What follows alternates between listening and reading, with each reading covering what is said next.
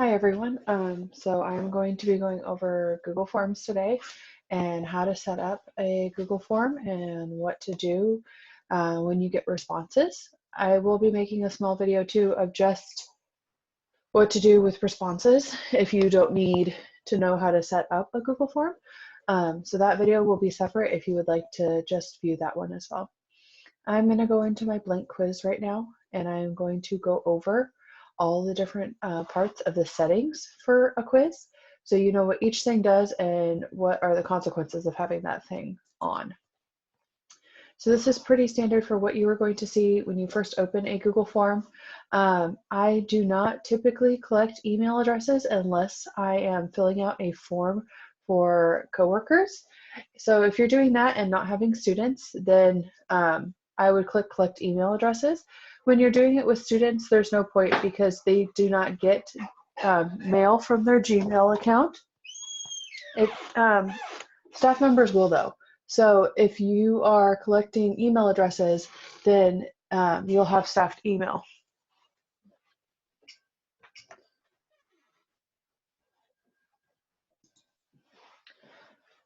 Also, if you want someone to see what they had put on their form, you can do this response receipt. So it'll get emailed to them so that they can see what they filled out on the form. Again, students cannot get that, or it'll be only for staff or other people that you're sending it to. This is always clicked. I keep it clicked. I want the students using their district account and not their personal accounts. So I always just click this. If the student emails you and says that they can't get in, then just let them know that they need to be on their EGUSD account in order to be in. I always try to click limit to one response, so you're getting one response from each student. They're not submitting multiple. So it's a good thing just to have one from each student, and so you're not having different scores for the same student.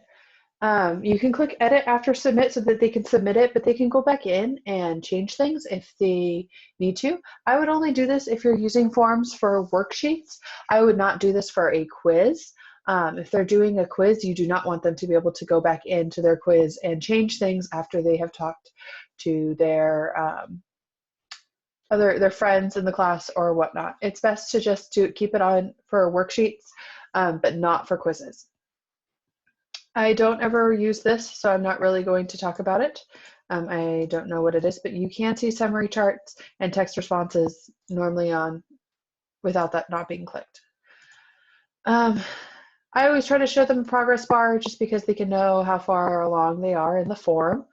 I don't shuffle question order unless I'm administering the same test to all of my students in my class and the test is generic and it has no attached descriptions or pictures or anything, but that's rare for me to do that. I wouldn't do it if it was a worksheet or a normal quiz, especially with distance learning. You can give them a message after they have submitted the form. You could say like, thanks for doing this quiz, or thanks for filling out the worksheet, or what you would like them to do next. With my astronomy kids, after their test, I usually have them turn in their notebook. So that's normally my message on here is please remember to turn in your notebook. And it pops up for them right when they submit it. I always make things a quiz if you want point values. You don't need to have this if you're, again, sending something to just get like a survey out. You don't need point values. You don't need to grade anything. But if you would like things to be graded and assign point values, you always want to make sure this is a quiz. For this section right here, turning on lock mode, that'll only work, and you should only do this if every student is on a Chromebook. With distance learning, not every student is going to be on a Chromebook. They're going to be on PCs or Macs or tablets or whatever. So you do not want this on. But when we return to the classroom, this is something that's very nice to have. When you click this, as soon as the students go into the quiz or a test or whatnot, it completely locks their Chromebook, and they are not allowed to go anywhere else on the Chromebook besides your test. So you know that your students then aren't surfing the web for the answer or sending a message in a Google Doc to another student while they are in the middle of their test. They are not allowed to go anywhere else. And if they do exit and re-enter, because it will allow them to do that, you will get an email saying this student exited at this time and re-entered at this time. And you can ask them like, why did you do that? Most of the time, because I'm monitoring my students, even with this on, most of the time it's their Chromebook has frozen and they need to restart it and get back into the quiz. I haven't had any students do anything else with it. But it is nice knowing that it's there and you get notified when they do re-enter. For releasing the grade, I always do after manual review, because I always like to go through the test and make sure everything is correct. When you're doing short answer responses, it'll always give them a 0 until you have given them the points. So if they see their test score right after their test, or even worksheet, it'll make it look like they are getting all 0s on their written responses, and they freak out. So it's best to just do it after manual review. I just tell them to look into Synergy when I have put in the grade so that they can know what it is. They are not going to, unless they're going, I'm not sure if they can go back into the quiz after they have submitted it to see feedback. I do know though that they're not going to get an emailed response about the feedback because they do not have email through EduSD. Also, it would be incredibly nice for our students to see their missed questions, the ones they got correct, and the point values. However, with missed questions, they can now give their friends answers to the test. Same with correct answers.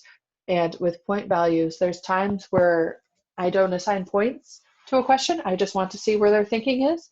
And I don't want them knowing that they're not going to be getting points for that. So I always just remove that. I don't want them knowing the point values.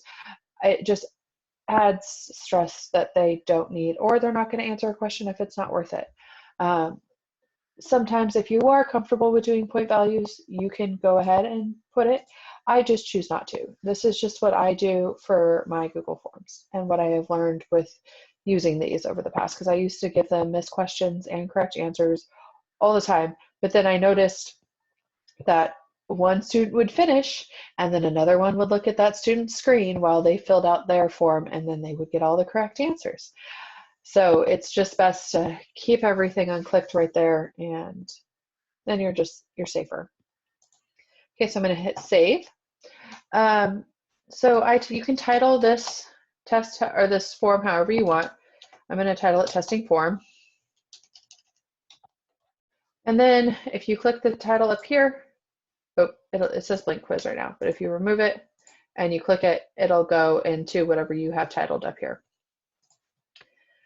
This is a spot too where you can move it in your Google Drive. You just click the folder and then you're able to move it wherever you would like in your drive. It's just nice and convenient that you can just put it there instead of clicking and moving it all the time into your folders and drive. So we've gone through the settings. If you would like to standardize some of your settings for all of the questions in your form, you can go to preferences. So I clicked these three buttons right here, and then I went down to preferences. So you can click that you always want to collect their email addresses. You can make questions required. So I always make questions required because it forces the students to then answer every single question. And that's very handy when they need to write their name down and they don't. So it draws their attention back to the question that they have missed and allows them a chance to answer it before they submit. My default point value is 2. You can change it to whatever you would like.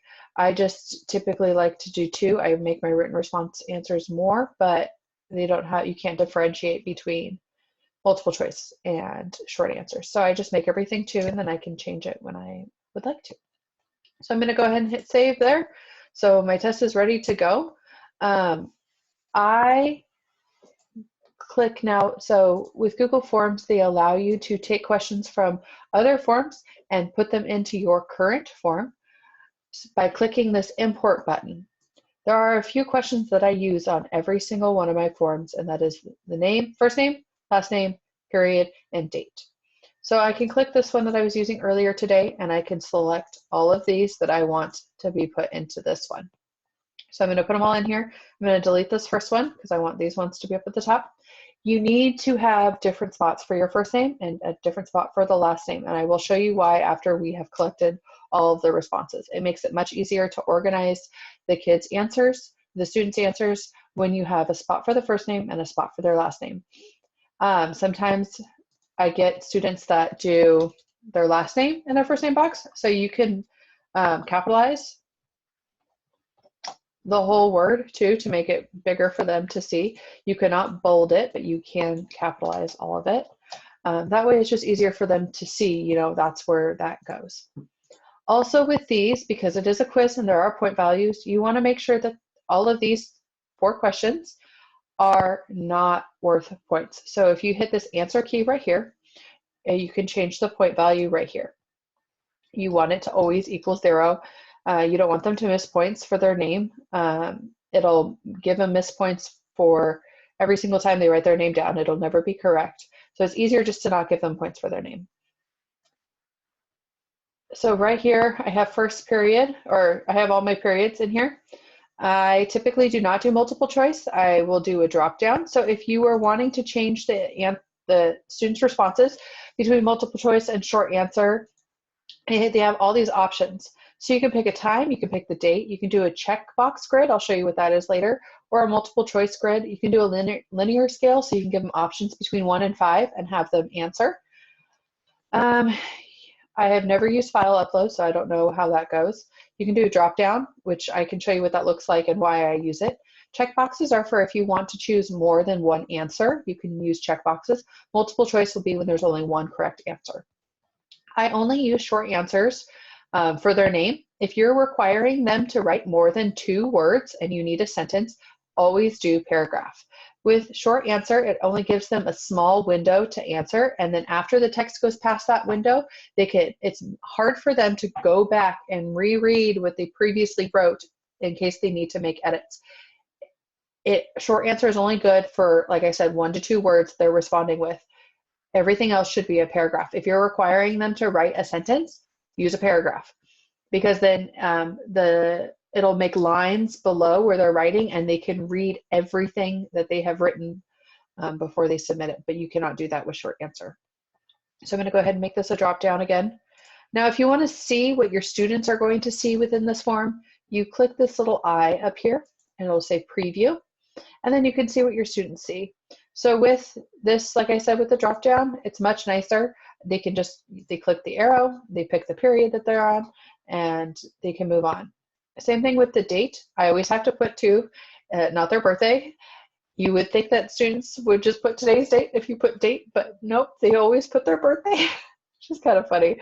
But I have to make it very clear that they don't need to write their birthday. I need today's date. So they can click this arrow and it'll go automatically. There'll be a little box around today's date. They just have to click it. That should be very easy for them. When you're ready to go back to edit, there's this little pencil over here. You just click it, and then it'll take you back to where you can edit again. Oops, I'm in a few forms. There we go. Okay, so this is what I normally start out as. I normally have first name, last name, class period, and today's date. So then I can make another section by pressing this button right here. It says add section. You can title the section whatever you would like. Multiple choice or true, false. Oops. So you notice how this came down with it. So when it's clicked on this question and then I hit section, then it'll make the section below it, but it didn't. But Google Forms is very nice about this. So these 6 little dots up here, if I click it, I can drag it up to the previous section. And you can adjust any of the order of any of your questions at any time by doing that. Okay, so I'm ready to go down to multiple choice now. You can add directions in here. It's optional. However, I've noticed that if I add directions in right there, my students do not read them. So if you really want them to read something before, or like directions right under the title, I would use this. It says add title and description. So when you put something in right here, it says untitled title. When you put information in this title, it makes the words bigger and bolder for the students. So that way they can really see it. When these descriptions right here are rather tiny. I have a lot of students that come up to me and say, I'm not exactly sure what I'm supposed to be doing, or what link did you say? Because I'll put links in here sometimes. I'm like, well, did you read the directions? They're like, what directions? But I've noticed that I don't have to go over that with them as much if I'm putting it right in here. Instead, it makes it bigger, it makes it more noticeable, it puts like a background to it. So that would be my advice to you, is if you're wanting to put directions or maybe like a paragraph of information, I would put it right in here. Now you can add pictures to questions, or you can add a picture by itself. So there's a picture button right here. You can go to add image. You can do Google Drive. You can do Google image search. You can do camera. So if you have a webcam, you can take a picture of something maybe that you've drawn. You can upload something. So the snipping tool is very nice. Most computers have them. If you can search in here, snipping tool, you can find it. It allows you to take a screenshot of your computer. So if you have, say you did something on a Google Doc and you would like to put it in here, this would work well for math, or if you're doing a diagram, a drawing on a Google Doc, you can take a screenshot of it and then save it to your computer and then upload it into here. And then you can ask questions about it also in here. You can also add a YouTube video or any kind of video that you have. A URL would be best to paste here if it's not on YouTube, but it allows you to search YouTube right in here. So you can search, I commonly use crash course videos. You can find them in here and I'll have them all up, and then you can just click and select.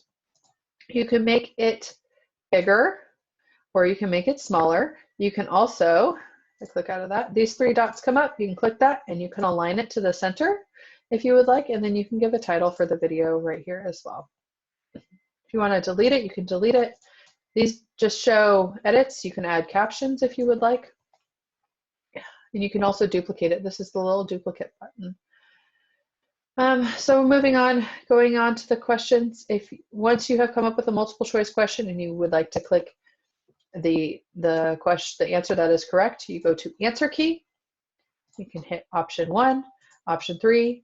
Again, if you want your students answering more than one question or having more than one answer correct, you need to use the checkbox, because that makes it, it allows the kids to answer more than one.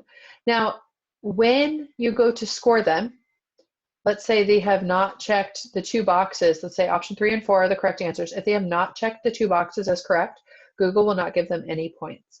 So if you want them to receive points, say, let's say for 1 check, if they got 3 right, but they didn't check 4, sometimes I give them a point for that. It just depends on the question. So you can go into Google and you can change their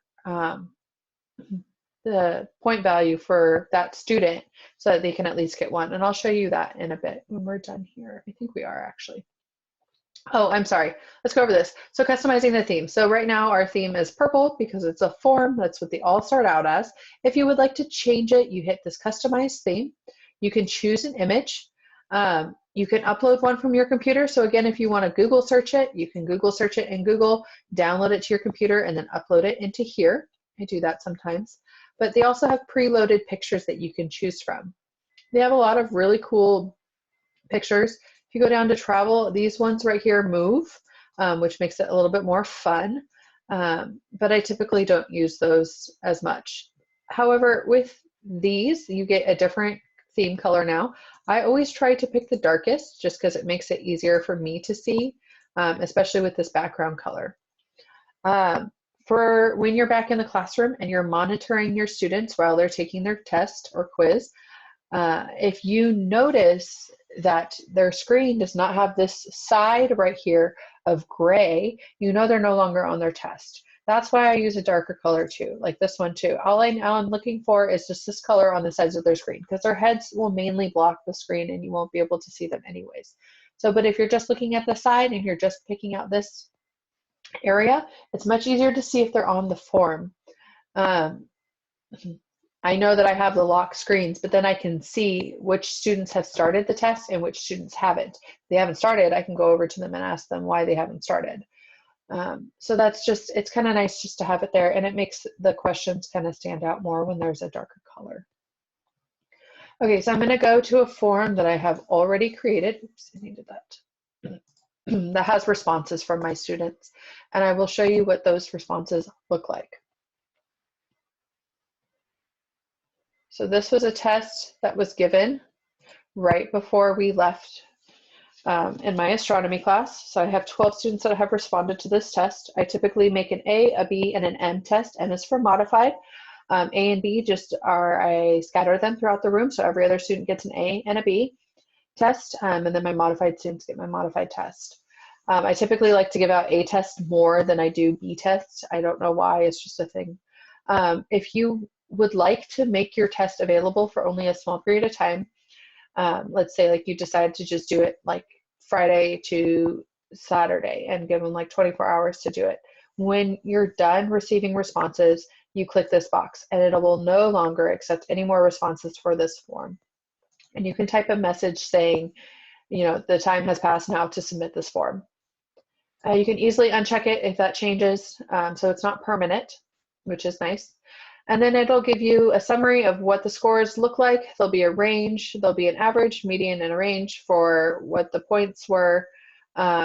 This is frequently missed questions, which is nice. I can go back into it and see, okay, what did they get wrong on here? And it looks like with this one, this was a short answer response, so I'm wondering if not all the points were assigned to it, but it's just nice to quickly see what it's like. So right here, it shows me these students entered this form more than once. And so I know that these students had some kind of reason for it, because I usually can talk to them during while they're testing and figure out what's going on. And I can see, so fourth period was the one that mainly took this test. I only had a little bit from period 2. And then you can go in and you can see how many students got questions right and how many or what percentage of them got them wrong. So it makes it kind of nice and very easy to see what's happening here. So like I can see right here, 100% of the students got this one correct, which makes it pretty nice. If you don't like the summary, you can go to individual. I don't normally go into question. I just click stay with summary or individual. Again, it tells you when they have entered in more than once. So this is a student of mine. I can go in and individually see what he did. And this is that grid for that checkbox. So I have this checkbox in here for him or for my students. So I have the terms up here, and then I have like descriptions of the terms, and they had to decide which is which. Some of these were supposed to be checked twice, but I realized this after I had already given them the test, so I had given them the points if they had not done it, if they hadn't clicked both, because it was my fault. You can change the point value here at any time. I can change this if I decide he doesn't get the points for that. I can change it to 0 anytime, and then you just hit the save button. I don't think I have any short answer responses on this test. Oh, I do right here. So I can make sure that I am giving them all the points, and you can give individual feedback too right here. But again, I don't believe that they actually see it. Oh, here's another one too. So it's just something you have to be careful of too. And here, he did not get all of them. He did not click all of them as correct, but I gave him 1 point for each one that he actually did get correct. And you can decide how you would like to do that when you're grading your test, but just know that it comes up as a 0. These have all just been altered. Now, when you're done grading all the tests, you can click this button right here. So this is how I grade them. I go in through them individually. You can do this on your phone, on your computer, on a tablet, and you can go in and grade them all and give them the correct point values for everything. And when you're all done, you want to hit, you can release scores right here if you would like. I don't, they just see it in Synergy. They don't get notified when their score is released. So I'm going to create spreadsheet. Okay, I have a spreadsheet already made for this test, and it was for test A, and so I want to add B to that same spreadsheet, so that way they're not on 2 different spreadsheets. So I'm going to click select existing spreadsheet, but if you're starting out with a new one, you're going to want to click that, and you can name it whatever you would like. So I'm going to click this one. This is that same test. I'm going to move it to that, and it's going to open the spreadsheet for me. Now, down below, this is where so this one was test A responses. So I can rename that to be test A, okay? And I already took some of those things from test A and I organized them and made another sheet for just period 2. So I'm gonna rename this one. So I'm right clicking, and then when I right click, I hit rename, test B. So this is all the responses for test B. Now, if I go to where their period is, I can right click, and I can go to sort sheet A through Z. Now I have all of the responses that I have for second period and for fourth period. Oh, that's so funny. So this student is actually in my fourth period class. He is not in second period. So what I can do is I can change his response so that it is actually, he's in the correct period. So you can kind of double check for that with your students. I'm going to add another sheet in here. I'm going to right click, rename period 4. Okay, and then I can click, oops, once I'm out of rename, I can click and drag this over to where I want it. Oh, come on. I don't know why it's not working now. Let's see if I can move to, okay, there we go. So I'm going to select by clicking right here and dragging it down to the bottom. I'm going to Control C for copy, go over to period 4, and I'm going to Control V to paste. I'm going to go back over to test A2. I have it already organized by period, and I'm going to go ahead and grab all of my period 4s as well. So again, I'm going to Control C for copy, click over here, Control V for paste, and now I have all my students and their responses in one sheet. Now what I want to do is I want to go ahead and go to column E right here, right click, and click sort through A through Z. I now have all of my students sorted. I don't know why there's 2 in here. That's interesting. There's 2 for almost every single one of them. I don't know what happened. Did I must not have grabbed. Oh, I don't know what happened. Oh my goodness. Okay, anyways. So now they're all sorted by, oh, they're sorted. So this student right here, you can see this student has actually put her first name in the last name column.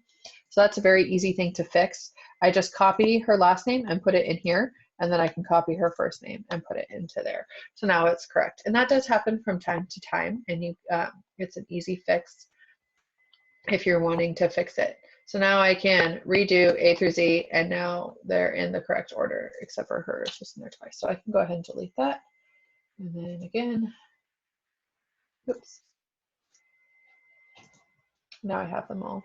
So now I can go into Synergy. I can split screen this, open up another window for Synergy, and drag it over. And then I can quickly enter in their scores.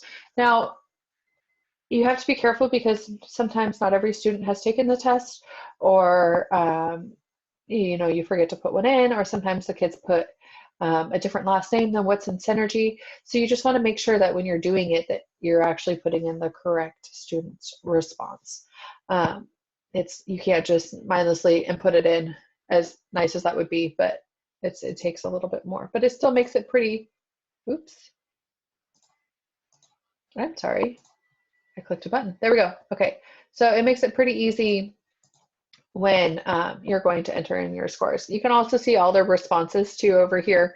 I typically don't go through these unless it is in the individual section on the form. This is just a nice place to just make sure, or to organize their responses and get their scores. Trying to think if I have anything else there is to say about this. If I didn't cover something that you would like to know more about, please let me know, and I will gladly go over it with you. I went over this kind of fast. So just let me know if there's any other questions you have. Okay, thanks for watching. Bye.